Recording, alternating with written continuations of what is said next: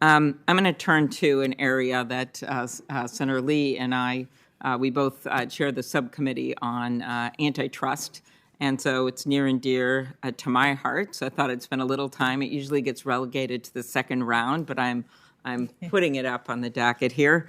U.S. antitrust law has been described as a comprehensive charter of economic liberty, and I agree.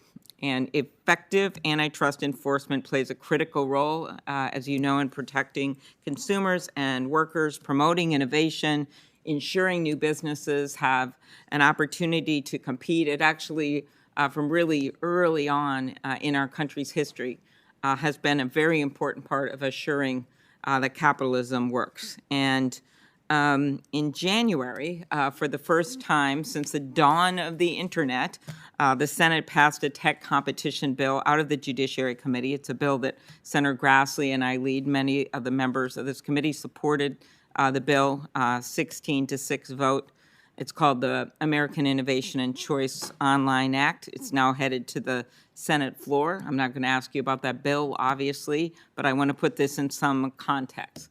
While tech monopolies have seized from 50 to 90% market share in major parts of their business lines, it is clear to me when you look at the plain language of the Sherman Act, Clayton Act, laws that are in place, that these monopolies are not okay.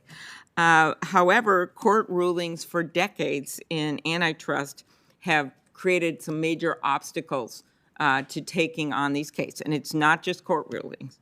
It is on us with, as I said, the dawn of the internet, decades having passed. It is on us, this Senate and the House, to update our laws this year to give enforcers the resources to do their jobs, something you, if confirmed, would not have a role in.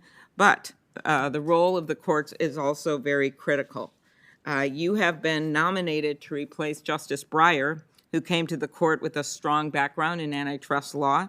I know you handled a case. You and I discussed it in my office. I think it got decided the merger was abandoned, so you didn't have to rule on the merits of it. It was back in 2017, a FTC challenge.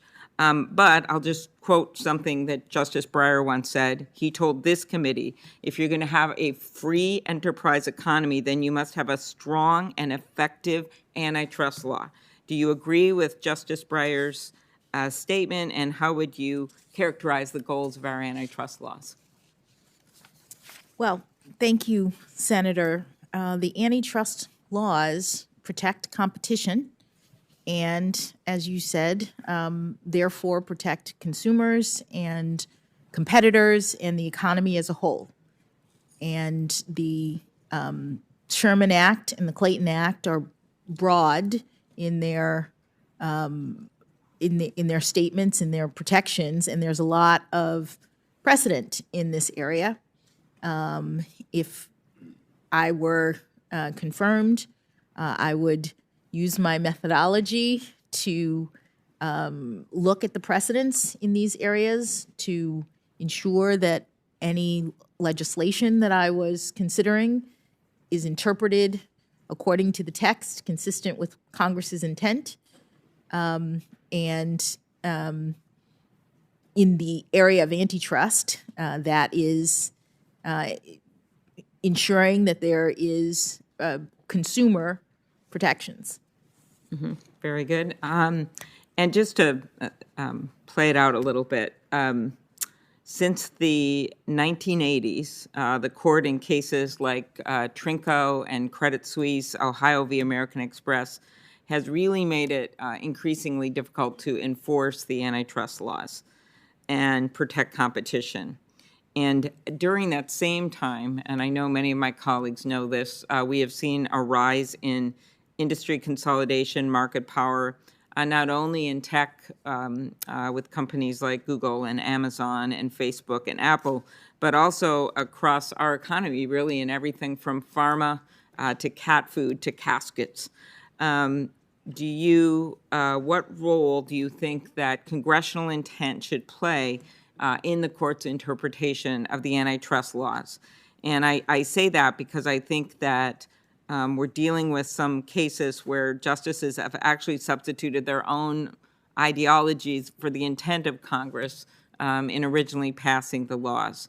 And I think it was Justice Souter who once said before this committee, when we are dealing with antitrust laws, we are dealing with one of the most spectacular examples of delegation to the judiciary that our legal system knows. And he added this, certainly a respect for legislative intent has got to be our anchor for interpretation. So what role do you think congressional intent should play in the court's interpretation of the antitrust laws? Thank you, Senator. So I've interpreted a number of statutes in my near decade on the bench.